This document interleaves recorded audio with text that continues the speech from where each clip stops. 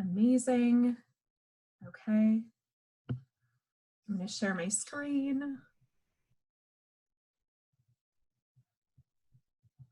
I'm going to share computer sound because that's a new trick we learned. Hello, Nicole. All right. So today we are, well, we're kind of doing things out of order. I didn't realize that on our actual schedule that it was string quartets today, but we'll just look at those on Wednesday. I think our Haydn group did a good job creating momentum for talking about the symphony. So that's what we'll continue with.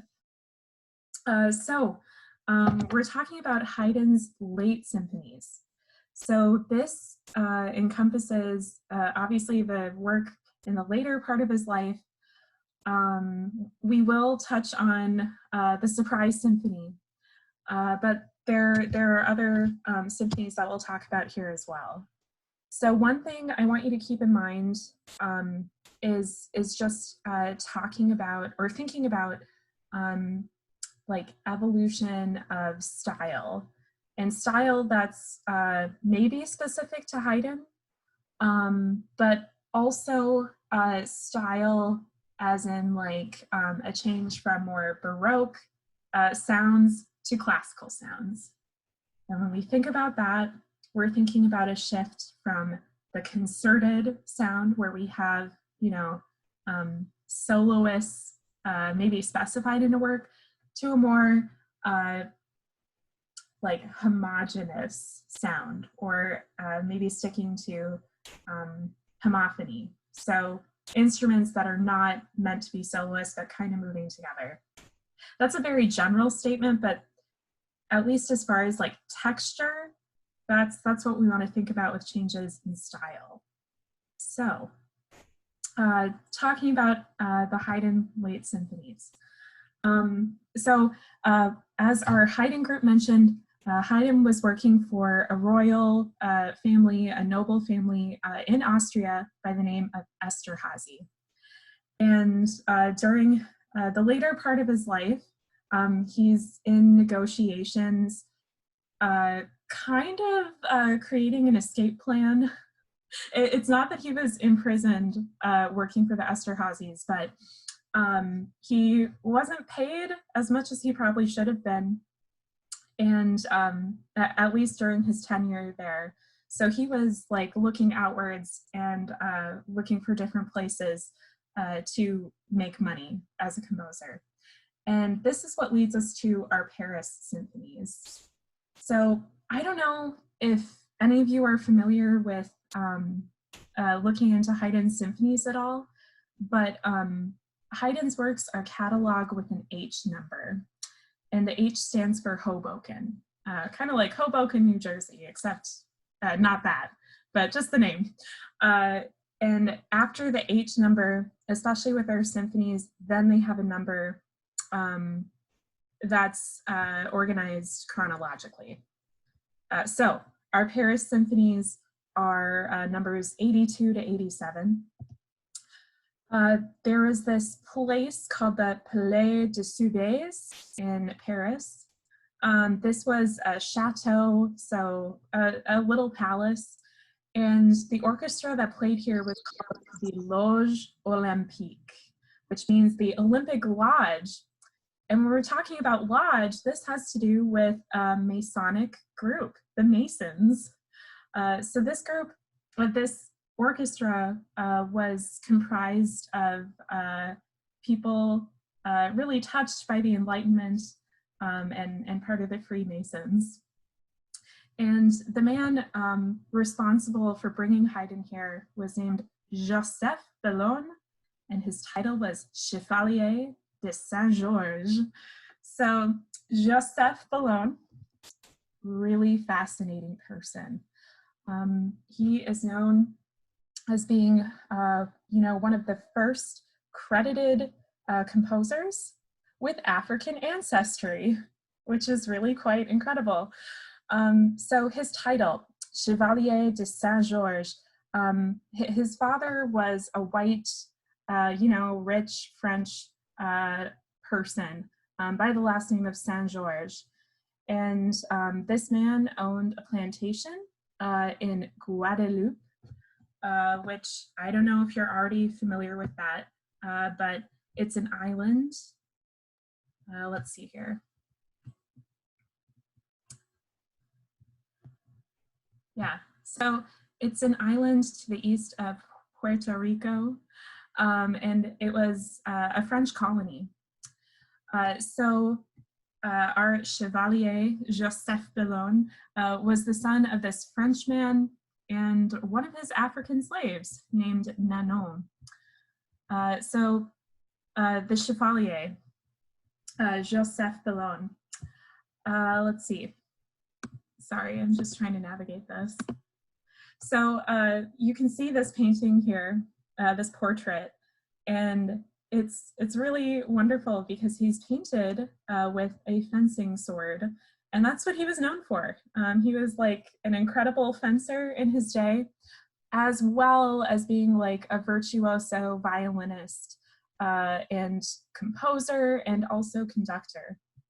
So to bring things back to Haydn, Joseph Bellon was responsible for creating concerts for Haydn's music at this chateau, at this palace. So I actually have an example of Joseph Bellon's compositions. We'll listen to a little bit of one of his violin concertos. And maybe we can just think about style here as well. Just in terms of maybe hearing this as somewhere in between a Baroque concerto and maybe a classical concerto. I'm gonna start it a little bit before our soloist's entrance. And then we'll just listen to maybe a couple minutes of it here. Are we good?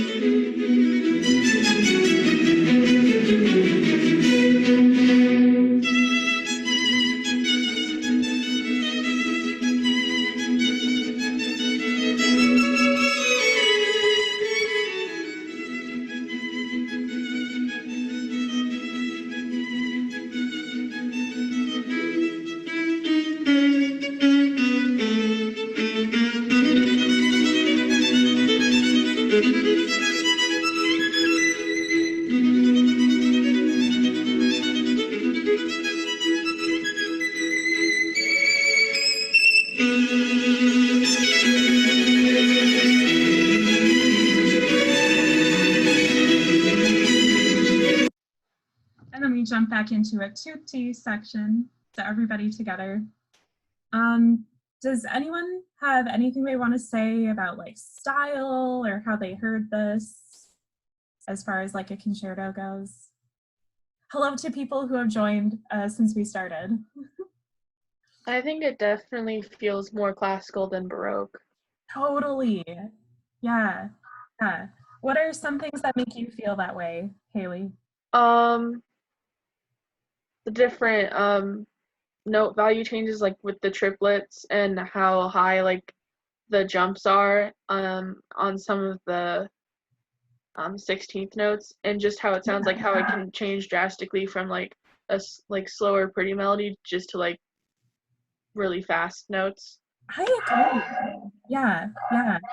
Um, yeah, it's very like drastic, like when there are changes. Mhm. But I think like even with that, there's like a sense of clarity. I don't know. I maybe in Baroque concertos, like our ripieno instruments, so like everybody else, not the soloists, are still kind of always present. Whereas like classical concertos, it's like everybody gets out of the way. I don't know, Mhm. to like have a more clear sense of melody or direction. But yeah, it's very drastic in a lot of ways. Like jumping over octaves or even dynamics too. Yeah. So yeah, this is Joseph Bellone. So what's interesting is that his father, so the white Frenchman, ends up moving Joseph's mother to Paris, so that his mother, Joseph and his mother can live together. And it's crazy because you have to understand that this man, this composer, like lived through the French Revolution as well. So it was a time of great change. And for being a person of African descent, um, he was able to, during this time, to kind of assert his own, rights and humanity. Um, what is just interesting to consider is that in order to get the title of chevalier, so chevalier, it just basically means kind of like a knight, I guess. This word here, chevalier. And that's a title that he inherited from his father. His mother actually changed her name later in life when she wrote basically her last will and testament. And this name change was so that her son could inherit uh, like her belongings, her estate, without being tied to her status as a former slave. So there's just a lot to unpack there. um, you should, and I'm saying this for me too, you should look into his works because he wrote operas like in addition to, whoopsie daisy, in addition to his orchestral music. Uh, and I feel like some of those operas, I don't know, some of the titles are really interesting. You should take a look at it if you can. But anyways, here's another manuscript of Joseph Bellone's violin concerto. So I think we can definitely hear like a classical kind of flavor here. So keep thinking about that as we look at these other symphonies. So Haydn's work at the Loge Olympique. So the orchestra he was working with was pretty large, 70 strings plus winds. And the winds that were preferred, especially during this time, were flute, oboe, and bassoon. This is a big deal because we'll talk about a symphony today that was the first one that Haydn wrote to include clarinet. So yay, clarinet people. Okay, so I'm really glad that Haley pointed out like dramatic dynamic changes because again, you're going to hear that in this particular symphony as well. So Haydn, he kind of got the okay to like make money in Paris writing these symphonies, but it was just a constant battle with the Esterhazy family as to where and how he could earn a little bit more cash.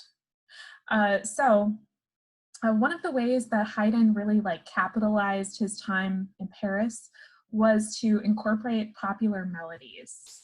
And we're not listening to this whole symphony, but we're listening to the second movement of Symphony 85. And this is cool because it's also a second movement based on theme and variations. And that's just like the Surprise Symphony. The folk song here, though, is La Gentille et Jeune Lisette. So gentille, refined, beautiful. So the refined, beautiful, and young Lisette. I don't know who Lisette is, but she's got it going on, I guess. That's where this folk song comes from. So even though we don't know the folk song, I think you'll be able to hear just the melody that keeps coming back in these variations. This symphony is known as La Reine, this word right here, which means the queen. And I don't know for sure why it's called this, but that's the symphony's nickname. Okay, so here's our second movement with a series of variations. We're catching the end of the first movement here, just so you know.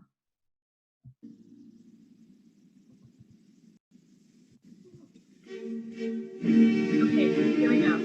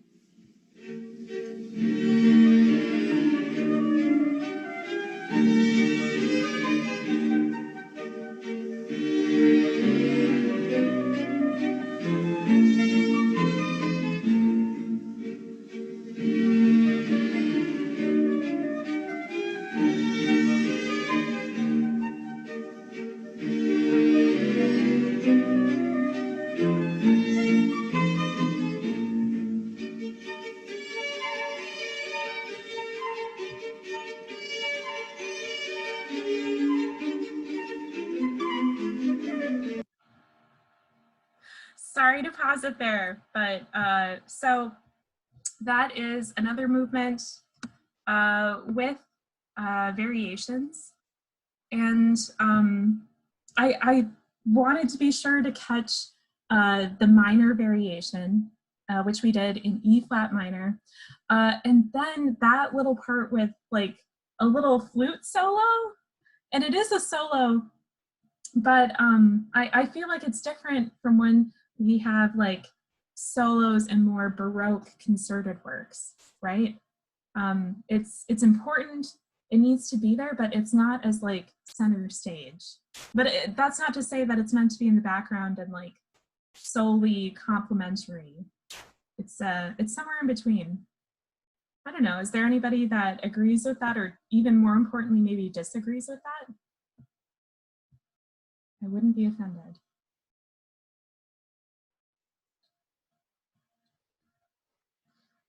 So, all right, well, let's keep rolling along.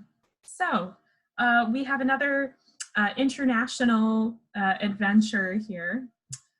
So Haydn is, his work in London coincides with the death of Prince Nikolaus Esterhazy. So the prince dies and Haydn collects his pension. Now what's crazy is that, this isn't the crazy part. He's able to freely now go abroad. He doesn't need to negotiate contracts like he did in Paris.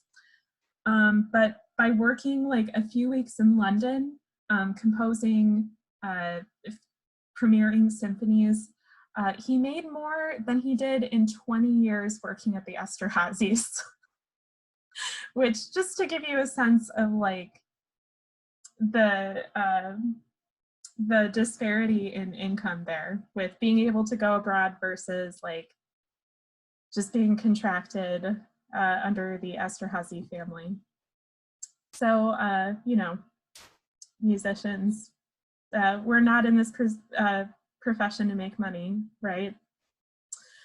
And Haydn really, under the Esterhazys, didn't make as much as he could have been. But anyways, so Haydn is able to stay abroad.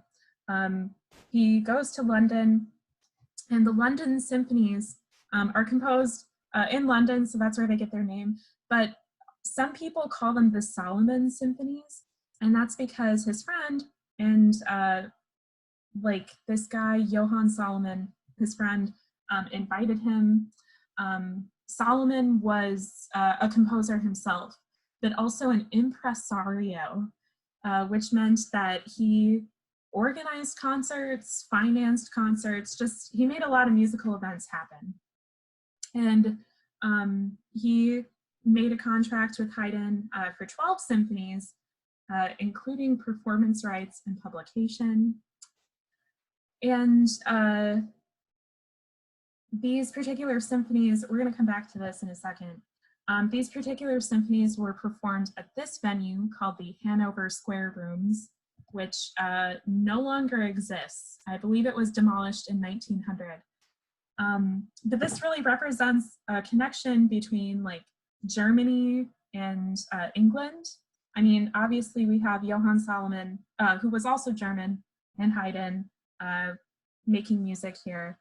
But this particular venue was started as a concert space by Johann Christian Bach. So our London Bach was here before that and kind of established that connection. So this was a popular venue with multiple rooms. So there were multiple rooms here where concerts happened, such as symphonies. So I'm not going to play this whole symphony for you, but a lot of the London symphonies have fanciful titles. We have the Military, the Clock, the Miracle. I'm familiar with the Clock, and I just want to show you that one. And just listen for elements that maybe sound a little bit like a clock. Okay, here we go.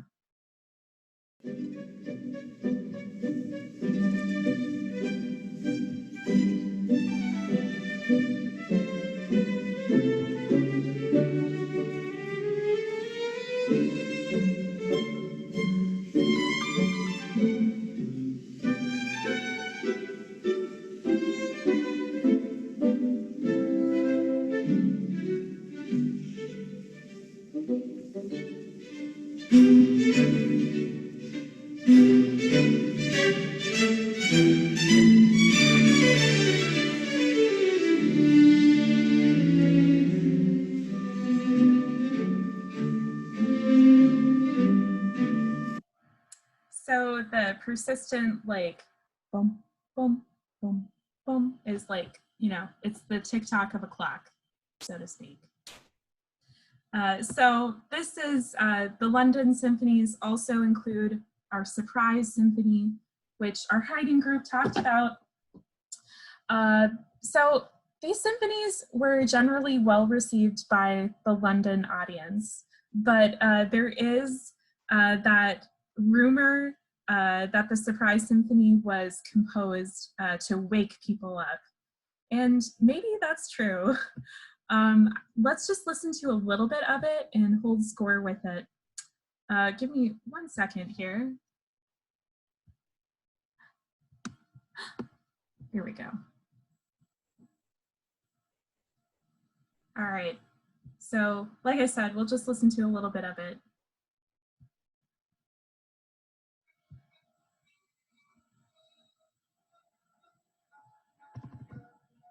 Hopefully it doesn't blast your ears. I'm sorry.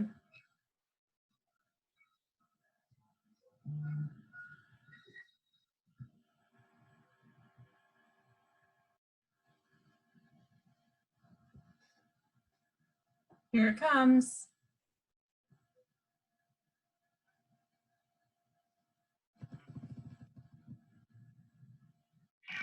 Ooh.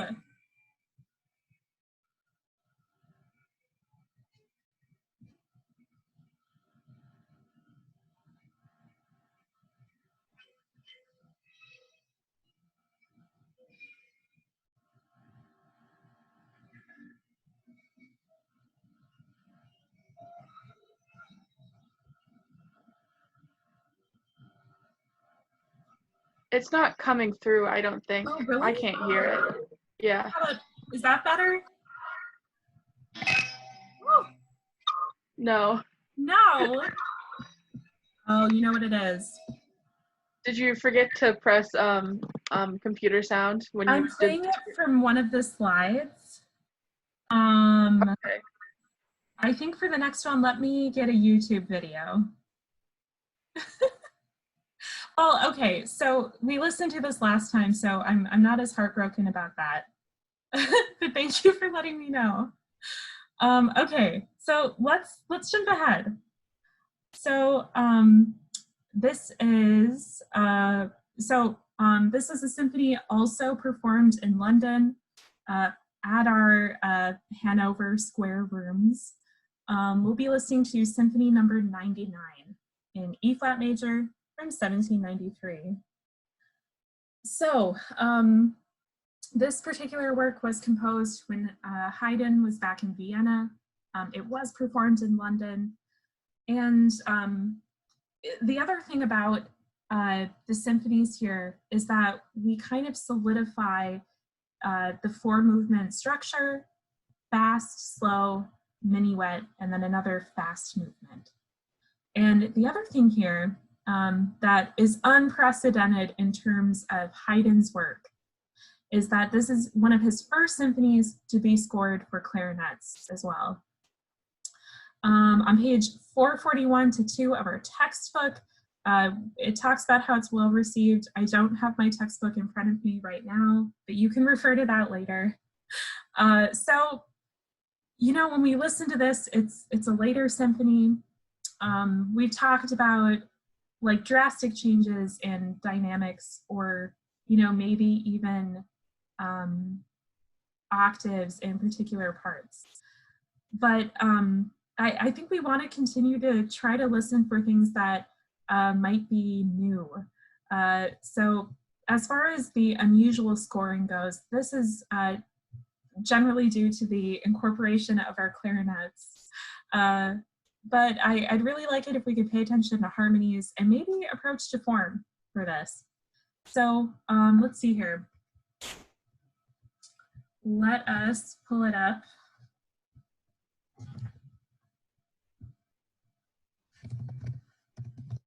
Whoops.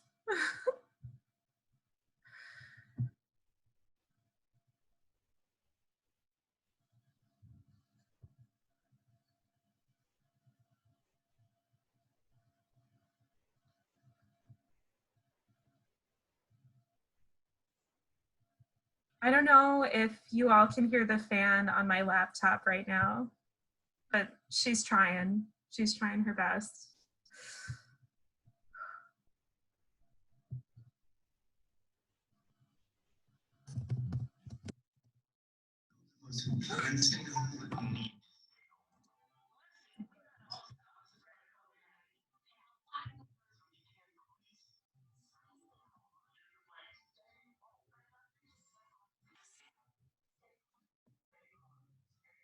Oh, no.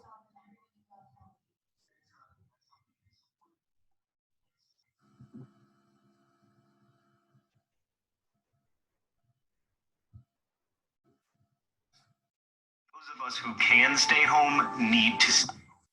Listen, we gotta all stop.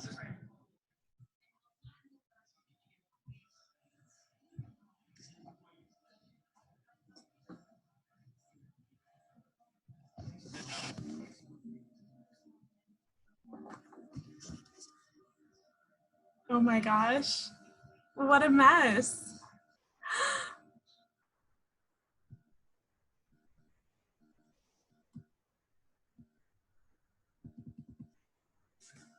Okay, sorry for the delay, everybody.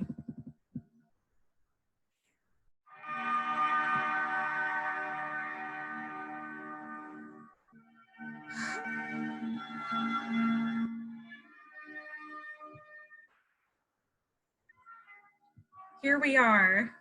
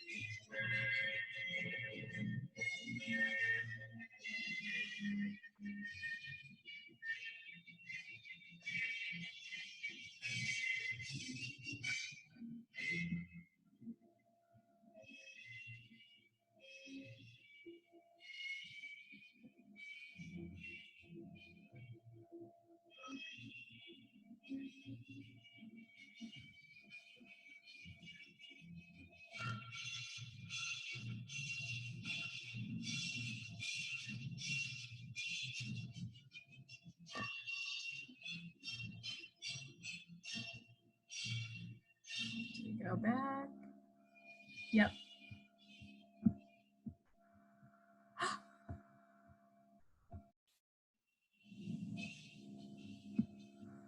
You know, repeats of the exposition are important, but let's jump ahead a little bit. I would guess somewhere around here. Let's see how we.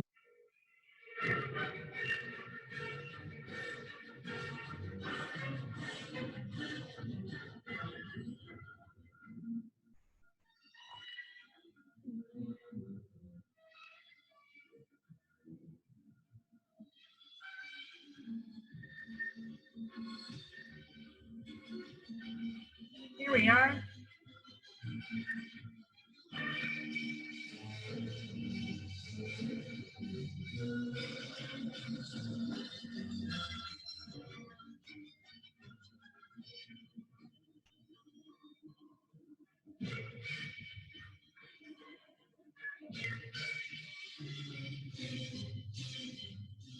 Whoopsie daisy. There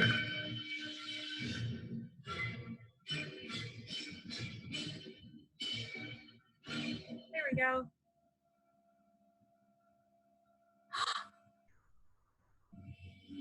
Uh-oh.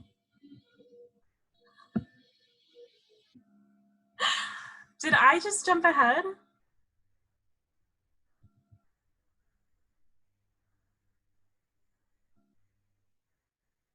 Okay, can people back me up on this? Didn't it sound like it went back to the beginning of the exposition?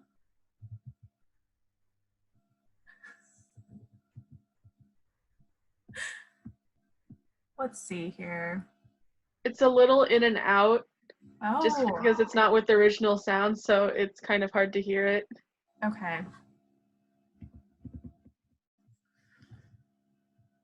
Hold on a sec.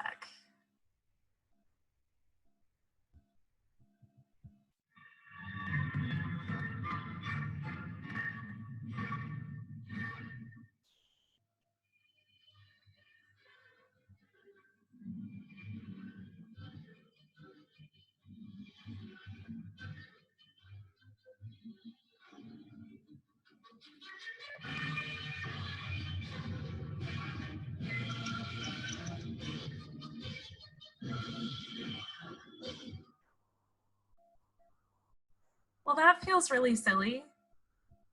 I just jumped ahead to where I thought the exposition would end. That's what you get for trying to pull up a recording on the fly. Okay, well, let's see here. You know, I think what I'll try to do, if you really, really care about this, I will upload the recording that I have, like in my slide, and I'll share that. I'll share that on eLearning. You know what? I have to say though, we're not doing super bad. I don't think, and I'm not trying to congratulate myself here, but I don't think we're doing super bad as far as like working with this technology here. Also, my screen is not being shared anymore, is it? Well, that's wonderful. Okay, you know what? I give this a C+, and each day we'll hope to get a little bit better. Okay, so this symphony is in our anthology. And I think if you, like I said, if you really care about it, I'm gonna upload that recording to eLearning so you can actually see what's happening here. I just continue to think about ways in which Haydn is kind of shaking things up a bit. Haydn is kind of like maybe what we consider like exemplary classical style. And even still, I'd like you to think about ways in which Haydn is using his tools differently. So whether that's the unusual scoring, so incorporating clarinets as a new like wind, maybe using unexpected harmonies. And even still with this movement, there is an unusual approach to the form where we have our slow introduction into our fast sonata allegro sort of movement. And that's why I think it's important that I upload this so you can actually see and hear it as well. Are there any thoughts about what we did listen to that anybody would like to share?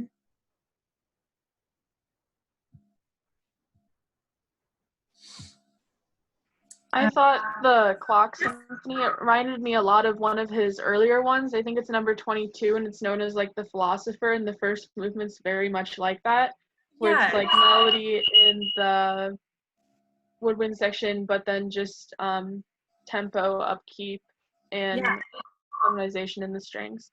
Yeah. Do you know what number that one is? 22. 22. That's cool. I'm gonna write that down. We played it last semester. Oh, cool. Mm-hmm. Awesome. Yeah. It's really good to think about like rep that you've already encountered. You know, it's kind of cool to have like some sense of comparison. Mm-hmm. You know. Other thoughts? I thought I heard somebody else starting to speak too.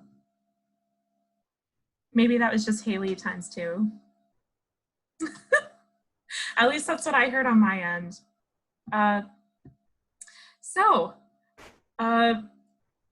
Again, this whole lecture was recorded. I feel bad that people are going to tune into it and, you know, see where things fell apart. But, but I, you know, it takes practice. So I appreciate your patience.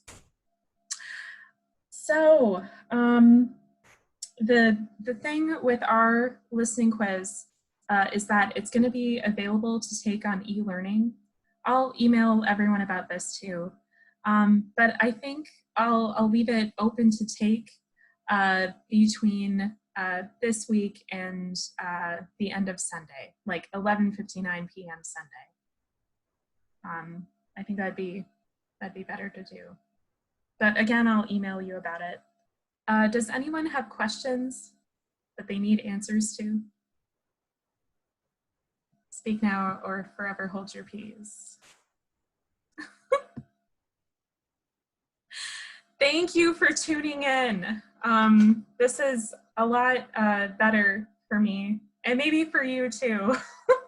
But it's just a lot more energizing to see you guys and know that I'm actually talking to somebody instead of like in my microphone, like into the void. And at least I can laugh at my own jokes in front of people now. So that's, I don't know, it makes a difference. If you have any questions, please get a hold of me. I'll be sending out a Zoom link for Wednesday's class and then Friday's class as well. So thank you for tuning in, and we'll be in touch. All right, goodbye everybody, be safe, and I will see you Wednesday.